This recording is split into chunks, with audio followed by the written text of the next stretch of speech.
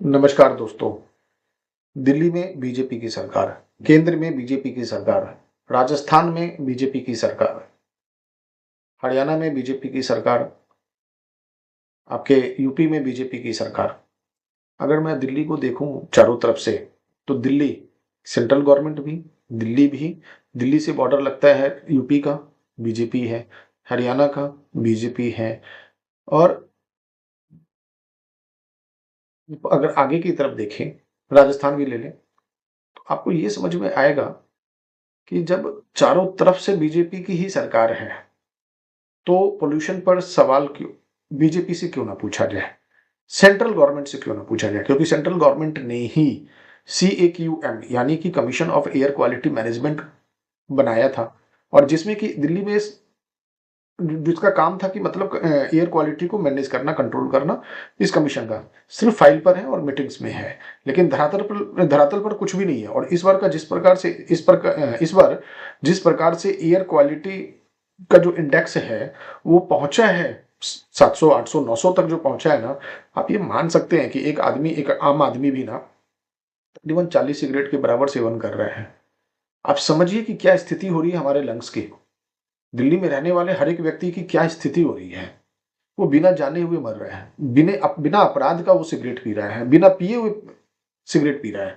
बच्चे की हालत सोचिए, PM2.5 बच्चों के लिए 3 गुना खतरनाक होता है, और 300 से ऊपर अगर है एयर पोल्यूशन, तो वो बच्चों के लिए सबसे ज्यादा हानिकारक है, बुजुर्गों के लिए सबसे ज्यादा हानिकारक है, गर्भवती महिला के लिए सबसे ज्यादा हानिकारक है। और हम तो 900 पे 800 पे जी रहे हैं जी।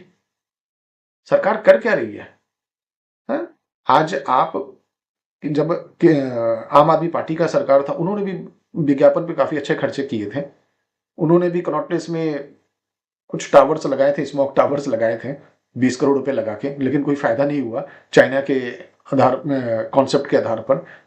आज अगर MCD की क्वालिटी अगर आप देखिए, क्षमता देखें मशीनों की, जो धूल साफ करने वाली है, स्मॉग वाली है, कुछ भी नहीं है, ना के बराबर है जी।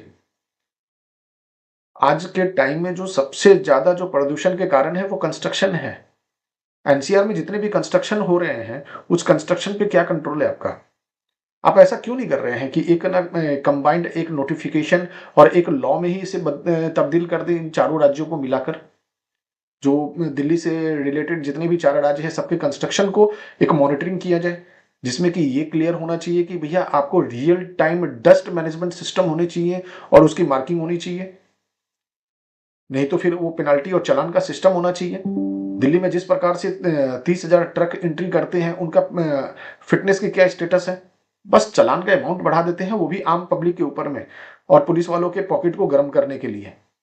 लेकिन स्थिति क्या है आप देखिए, मॉनिटरिंग कीजिए दिल्ली की स्थिति क्या हो गई है। इंसान यहाँ रहने लायक नहीं है, लेकिन मजबूरी में सिर्फ 2 पैसा कमाने के लिए और अपने परिवार के भरण पोषण के लिए और अपनी व्यवस्था को बनाने के लिए जी रहा है यहाँ पर। नहीं तो दिल्ली रहने के लिए तो है नहीं आज के टाइम में। आप सोचिए कि बच्चों का स्कूल 5वीं क्लास तक का बंद कर दिया गया है। क्या छठे से 10वीं क्लास के बच्चे सांस नहीं लेते हैं क्या? उनके शरीर के अंदर में लंग्स नहीं है क्या? सोचने वाली बात है। और स्कूल बंद करना क्या ये लास्ट ऑप्शन है? बंद क्या करना चाहिए आपको? पॉल्यूशन पर ध्यान देना चाहिए, आपके डस्ट मैनेजमेंट पे सवाल उठने चाहिए, आपकी मशीनरीज के ऊपर में सवाल होने चाहिए, आपके जो अधिकारीगण है उस पर सवाल होने चाहिए कि उनकी उनकी क्या तैयारी थी। आपके पास वर्क फोर्स नहीं है, उस पर आपकी जवाबदेही होनी चाहिए थी।